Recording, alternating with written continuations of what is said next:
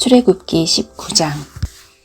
이집트를 떠난 지 꼭 석 달 만에 이스라엘 백성은 시내 광야에 이르렀습니다. 이스라엘 백성은 르비딤을 떠나 시내 광야에 이르러 시내산 맞은편 광야에 천막을 쳤습니다. 모세는 하나님을 만나러 산으로 올라갔습니다. 여호와께서 산에서 모세를 불러 말씀하셨습니다. 야곱 자손들에게 말하여라. 이스라엘 백성에게 전하여라.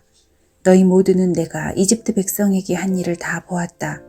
그리고 독수리가 날개로 새끼들을 실어 나르듯 내가 너희를 어떻게 나에게 데리고 왔는가도 보았다. 그러므로 이제 너희가 내 목소리를 듣고 내 언약을 지키면 너희는 모든 백성 중에서 나의 보물이 될 것이다. 온 땅의 백성이 다 내게 속하였지만 너희는 내게 제사장 나라와 거룩한 백성이 될 것이다. 너는 이 말을 이스라엘 백성에게 전하여라. 그리하여 모세는 산 아래로 내려가서 백성의 장로들을 모아놓고 여호와께서 명령하신 모든 말씀을 다 전했습니다. 그러자 모든 백성이 한 목소리로 대답했습니다. 우리는 여호와께서 말씀하신 대로 다 하겠습니다. 모세는 백성들의 말을 여호와께 알려드렸습니다. 여호와께서 모세에게 말씀하셨습니다. 내가 짙은 구름 속에서 너에게 갈 것이다. 그래서 내가 너와 이야기할 때에 백성들이 듣고 언제까지나 너를 믿도록 할 것이다. 모세가 백성의 말을 여호와께 알려드리자 여호와께서 모세에게 말씀하셨습니다. 백성에게 가서 오늘과 내일 그들을 정결하게 하여라. 옷을 빨게 하고 셋째 날을 준비하게 하여라.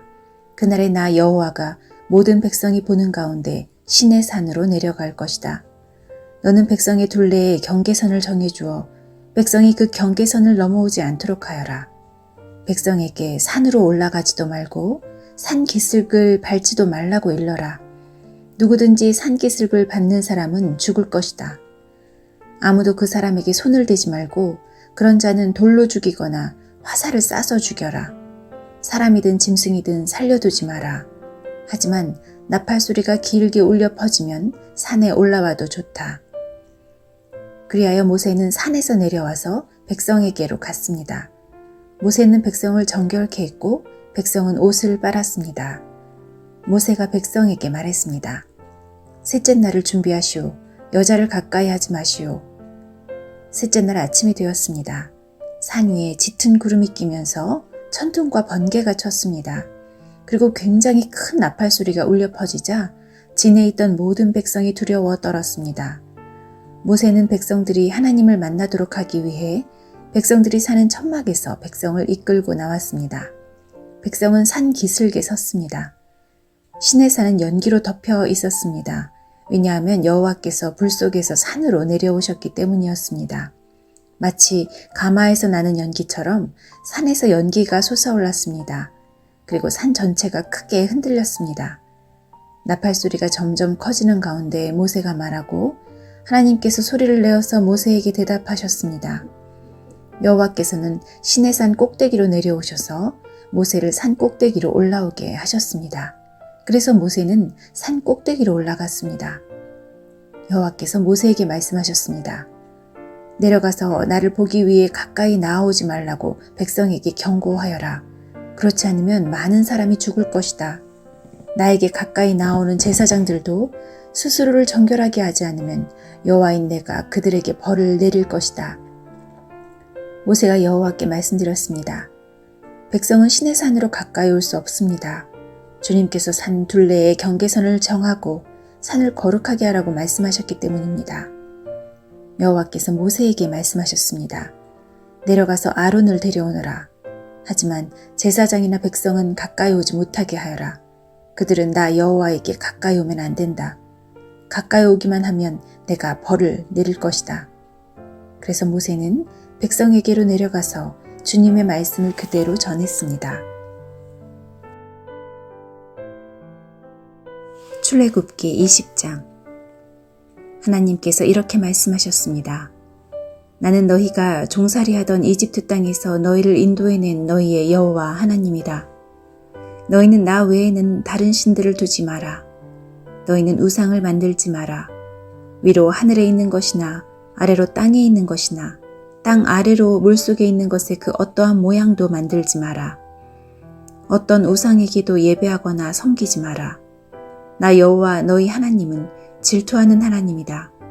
나에게 죄를 짓고 나를 미워하는 사람에게는 그의 3대, 4대 자손에게까지 벌을 내릴 것이다. 하지만 나를 사랑하고 나의 명령에 따르는 사람에게는 수천 대 자손에 걸쳐 한결같은 사랑을 베풀 것이다. 나 여호와 너희 하나님의 이름을 함부로 부르지 마라. 나 여호와는 나의 이름을 함부로 부르는 사람을 죄 없다고 하지 않을 것이다. 안식일을 기억하여 거룩한 날로 지켜라. 6일 동안에는 힘써 모든 일을 하여라. 하지만 7일째 날은 나 여호와 하나님의 안식일이다. 그날에는 너희나 너희 아들이나 딸이나 너희 남종이나 여종이나 너희 짐승이나 너희 집 문 안에 머무르는 나그네도 일을 하지 마라.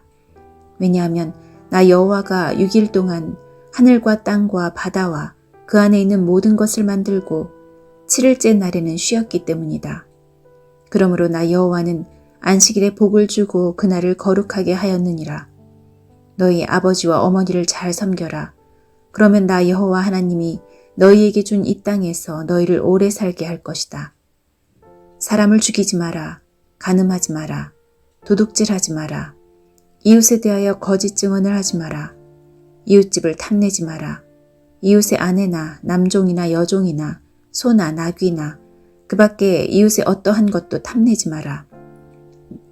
모든 백성은 천둥소리와 나팔소리를 듣고 번개치는 것과 산에서 솟아나는 연기를 보았습니다. 그들은 두려움에 떨면서 산에서 멀찍이 떨어져 있었습니다. 백성이 모세에게 말했습니다.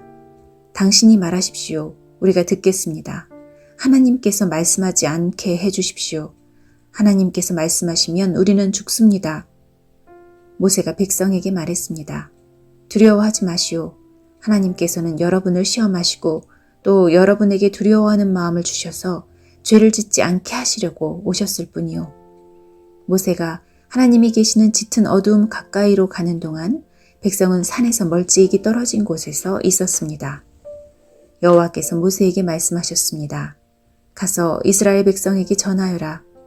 너희는 내가 하늘에서부터 너희에게 말하는 것을 다 보지 않았느냐? 그러므로 너희는 나를 금이나 은으로 된 신상으로 만들지 마라. 또 너희를 위하여 어느 신상도 만들지 마라. 나를 위해 흙 제단을 쌓아라. 그 제단 위에 너희의 태워드리는 제물인 번제물과 화목 제물을 나에게 바쳐라. 너희의 양과 소를 제물로 바쳐라. 내 이름을 기념하게 하는 곳에서 내게 제물을 바쳐라. 그러면 내가 그곳에 와서 너희에게 복을 줄 것이다. 나를 위해 돌로 제단을 쌓을 때에는 연장으로 다듬은 돌로 쌓지 마라. 왜냐하면 연장으로 돌을 다듬을 때 몸이 닿아서 그 돌을 더럽게 만들기 때문이다. 너는 층계로 내 제단 위에 올라가지 마라. 왜냐하면 층계를 올라갈 때 옷 속의 알몸이 드러나기 때문이다. 출애굽기 21장. 내가 이스라엘 백성에게 주어야 할 법은 이러하다. 너희가 히브리 종을 사면 그 종은 6년 동안 종살이를 할 것이며 7년째가 되면 너희는 몸값을 받지 말고 그를 풀어주어라. 만약 그 사람이 혼자 종으로 왔으면 혼자서 나가야 하고 결혼해서 아내와 함께 왔으면 아내와 함께 나가야 한다. 만약 종의 주인이 종에게 아내를 주어 그 아내가 아들이든 딸이든 자녀를 낳았으면 그 아내와 자녀는 주인의 것이 되고 종은 혼자서 떠나야 한다. 그러나 만약 그 종이 나는 내 주인과 내 아내와 내 자녀를 사랑합니다. 나는 자유의 몸이 되고 싶지 않습니다. 라고 말하면 주인은 그를 재판장 앞으로 데리고 가거라. 또 주인은 종을 문이나 문설주로 데리고 가서 날카로운 연장으로 종의 귀에 구멍을 뚫어라. 그러면 종은 영원토록 주인을 섬기게 될 것이다. 어떤 사람이 자기 딸을 여종으로 팔았으면 그 여종은 남종과 같은 방법으로 자유로운 몸이 될 수 없다. 만약 여종과 잠자리를 같이 한 주인이 그 여종이 마음에 들지 않아 더 이상 잠자리를 하지 않을 경우 그 여종을 자유롭게 놓아주어라. 주인은 그 여종을 다른 사람에게 팔 권리가 없다. 파는 것은 그 여종을 속이는 것이기 때문이다. 그가 여종을 자기 아들의 아내로 삼으려고 샀다면 그는 여종을 자기 딸처럼 여겨야 한다. 만약 그가 다른 아내를 또 얻었다 하더라도 그는 여전히 첫 번째 아내에게 음식과 옷을 주고 잠자리를 함께하는 일을 해야 한다. 만약 그가 여자에게 이 세 가지를 해주지 않으면 여자는 자유의 몸이 되는 것이니 몸값을 내지 않고 나갈 수 있다.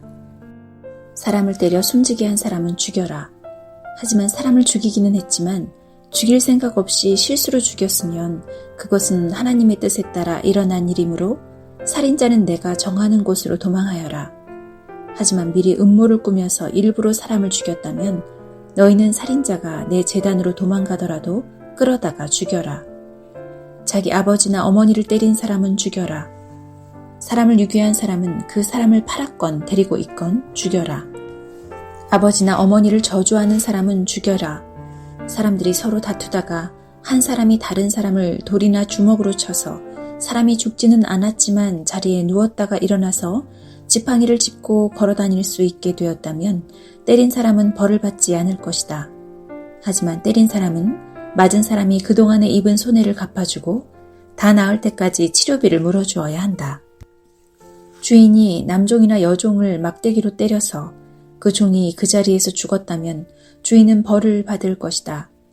하지만 종이 하루나 이틀 동안 죽지 않고 살아있으면 주인은 벌을 받지 않을 것이다. 왜냐하면 종은 주인의 재산이기 때문이다.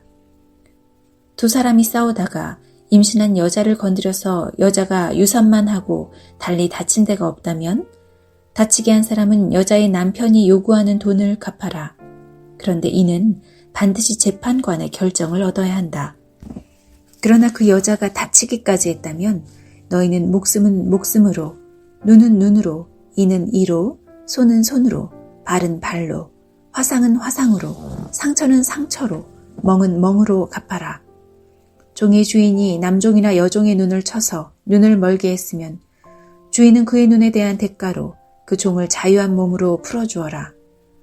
만약 주인이 남종이나 여종의 이를 부러뜨렸다면 주인은 그에 대한 대가로 종을 자유한 몸으로 풀어주어라.